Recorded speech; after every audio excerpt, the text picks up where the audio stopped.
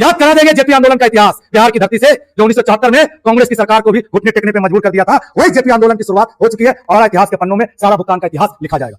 हमें पोर्टल नहीं, हमें टोटल चाहिए।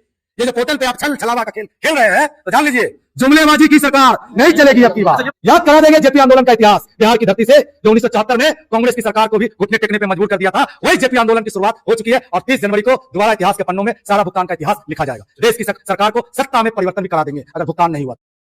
बिहार की पृष्ठभूमि लगभग 3-4 साल से लगातार धरातल पर दिखी गई और मोर्चा की शुरुआत भी जमीनी स्तर पर बिहार से ही शुरुआत की गई।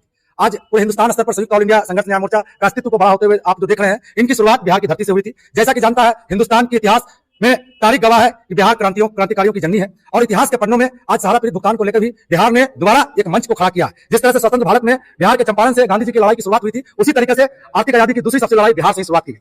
आज बिहार के मंच से देश के तमाम शोषित पीड़ित न्याय की गुहार लगातार लगाया जा रहा है। लगातार मैं 3 वर्षों से बिहार को लेकर के प्रतिनिधित्व कर रहा हूं और बिहार ही नहीं बल्कि आज सारा संघर्ष को लेकर के देश के 9 राज्यों में माननीय राष्ट्रीय अध्यक्ष हमारे अभयदेव शुक्ल जी के साथ जाना हुआ और इन 9 राज्यों में भी संगठन का विस्तार करने का अनुभव मिला। बिहार के कई क्रांतिकारी साथी आज आंदोलन को बड़ा करने के लिए घरों से निकल चुके हैं।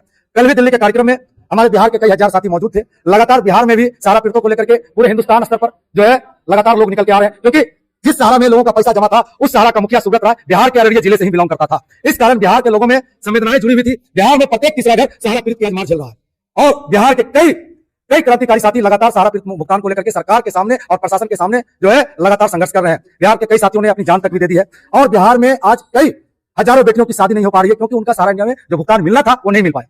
माननीय मुख्यमंत्री नीतीश कुमार को भी बिहार के सहारा पीड़ित मुद्दों को लेकर के कई बार बिहार की धरती से अवगत कराया गया।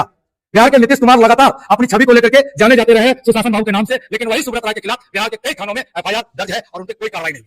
नीतीश कुमार आज लोकसभा चुनाव की तैयारी कर रहे हैं। लगातार अपने आप को प्रधान सेवक के रूप में प्रधानमंत्री का चेहरा को बनाए रखने के लिए विपक्ष का पूरा इंडिया गठबंधन का पहला मीटिंग बिहार की धरती से ही शुरुआत की गई थी। लेकिन वही बिहार के सुशासन बाबू नीतीश कुमार को भी समझना होगा कि आज बिहार की 2 करोड़ जनता में आक्रोश है। सारा इंडिया भुगतान को लेकर के कहीं से आप कोई कदम उठाते हुए नहीं दिख रहे हैं, तो राज्य के शासक के तौर पर नीतीश कुमार को भी आज मोर्चा की ओर से सीधा संवाद जा रहा है कि बिहार के 2 करोड़ जनताओं ने तो मन बना लिया है कि जो आप लोकसभा में 2024 में प्रधानमंत्री का सपना देख रहे हैं, निश्चित तौर पर प्रधानमंत्री तो बनने से रहे बल्कि 25 के विधानसभा के चुनाव में आप मुख्यमंत्री के चेहरे के रूप में भी दिखाई नहीं देंगे, क्योंकि ये जनता आज नीतीश के चेहरे को समझ चुकी है कि आपने अपने गद्दी की रणनीति के लिए सिर्फ और सिर्फ आप पलटते रहते हैं। कभी राजद के जाके गोद में बैठते हैं तो कभी बीजेपी के गोद में अंगड़ाई लेते हुए नजर आते हैं। लेकिन समझिए उन 2 करोड़ सहारा पीड़ितों को लेकर के जो लगातार बिहार की धरती से लगातार बिहार के सुशासन बाबू से मांग करते आए हैं कि क्यों नहीं आप जो है पार्लियामेंट सदन में बिहार के सहारा शोषित पीड़ित मुद्दे को लेकर के आवाज उठाते हैं और केंद्र सरकार से बात करते हैं। लेकिन आज इस मुद्दे को वो जो इग्नोर कर रहे हैं, जैसा कि 27 तारीख के जंतर मंतर के आंदोलन में भी बिहार के नीतीश कुमार को जो है सहारा निवेशकों का विरोध झेलना पड़ा था, वही बिहार में भी चिंगारी सुलग चुकी है, जिनको लेकर के उनको आने वाले राजनीतिक पहलुओं में इनका भारी खामियाजा से भुगतना पड़ेगा।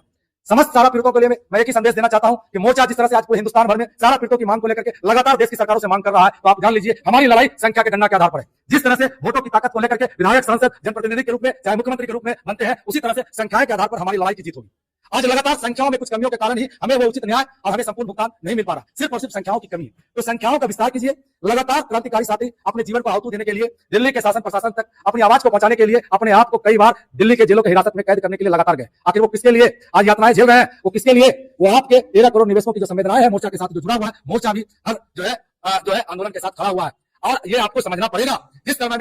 जिस समय स्वतंत्र भारत की लड़ाई में आप देखे होंगे सुभाष चंद्र बोस ने आजाद हिंद फौज की स्थापना की थी और क्रांति के स्वरूप को पूरे हिंदुस्तान में के पटल पे आजाद हिंद फौज को बुलाया नहीं जा सकता है, वैसे ही इस आर्थिक लड़ाई में दूसरा आजाद हिंद फौज का स्थापना माननीय अध्यक्ष महोदय श्री अभयदेव शुक्ल जी के नेतृत्व में ऑल इंडिया संघर्ष न्याय मोर्चा के रूप में हो चुका। आपको बता दें 10 जनवरी या 27 दिसंबर को जो आंदोलन देखे थे आप, जितना लोग जमा देखे थे उससे कई गुना 30 जनवरी को जमा होने वाला है। बिल्कुल आर पार के मूड में है हम लोग। इस बार सिर्फ हम अपने हाथों को जंजीरों में बंधना नहीं देखना चाहते हैं, बल्कि अगर सरकार से न्याय नहीं मिला तो 30 जनवरी को हम सूली पर टांगने के लिए भी तैयार है। ये देश की सरकार को सोचना होगा कि हम क्रांतिकारी साथियों को शहीदों के शहादत में आप रखते हैं या फिर जो है आप न्याय करके फिर से गुलामी की पाठशाला को याद नहीं दिलाएंगे, जो कि अंग्रेजों ने आज लगातार हिंदुस्तानियों पे जो कहा ढाया है, वो जो हुकूमत को लेकर के आप करना चाह रहे हैं, कहीं ना कहीं पूरे देश में विद्रोह उठ चुका है, क्रांति का जनसैलाब छलक रहा है। फिर से 200 साल पहले की और हमें ना ले जाए, हमें अंग्रेजों को हुकूमत को याद ना दिलवाएं, क्योंकि आज देश के 13 करोड़ निवेशक और उनके 65 करोड़ परिवार आज कहीं ना कहीं स्वतंत्र भारत का हिस्सा नहीं मान रहे हैं। इसलिए कि आज स्वतंत्र भारत में जो सरकार जो है उनके साथ जो जुल्म ढा रही है, बिल्कुल वो फिर से अंग्रेजों की हुकूमत को याद कर रहे हैं। तो देश की सरकारों को ये आज मोर्चा की ओर से मैं मोहित कुमार बिहार के प्रतिनिधि के तौर पे सरकारों से ये मांग रख रहा हूं कि तमाम देशवासियों को सारे मुद्दे को लेकर के जल्द राहत दिलाए। हमें पोर्टल नहीं, हमें टोटल चाहिए। ये जो पोर्टल पे आप छल छलावा का खेल खेल रहे हैं, तो जान लीजिए जुमलेबाजी की सरकार नहीं चलेगी। तो निश्चित तौर पे बिहार की सरकार को भी जानना पड़ेगा कि बिहार के 2 करोड़ जनता भी इस बार पूछेगी नहीं कि 2024 में नीतीश बाबू आपको वोट दे तो किस आधार। निश्चित तौर पे जैसा कि जाना जाता है क्रांतियों के जनक के रूप में बिहार अग्रणी की भूमिका में रहा है, इस बार भी बिहार पूरी तरह से है तैयार। बिहार आगामी 30 जनवरी को पूरी तरह से है तैयार। क्रांति का जनसैलाब जो है आपको बिहार की धरती से ही दिखेगा और बिहार के कई क्रांतिकारी साथी जो है दिल्ली की धरती पे भी दिखेगा। बिल्कुल आर पार के मूड में है हम लोग। इस बार सिर्फ हम अपने हाथों को जंजीरों में बंधना नहीं देखना चाहते हैं, बल्कि अगर सरकार से न्याय नहीं मिला तो 30 जनवरी को हम सूली पर टंगने के लिए भी तैयार हैं। देश की सरकारों को ये आज मोर्चा की ओर से मैं मोहित कुमार बिहार के प्रतिनिधि के तौर पे सरकारों से ये मांग रख रहा हूं कि तमाम देशवासियों को सारे मुद्दे को लेकर के जल्द राहत दिलाए। अनगिनत असंख्य संख्या है, गिनती नहीं कर पाएंगे, क्योंकि लाखों में तो हम है नहीं, करोड़ों में हम है। याद करा देंगे जेपी आंदोलन का इतिहास बिहार की धरती से, जो 1974 में कांग्रेस की सरकार को भी घुटने टेकने पे मजबूर कर दिया था। वही जेपी आंदोलन की शुरुआत हो चुकी है और 30 जनवरी को दोबारा इतिहास के पन्नों में सारा भुगतान का इतिहास लिखा जाएगा। देश की सरकार को सत्ता में परिवर्तन भी करा देंगे अगर भुगतान नहीं हुआ।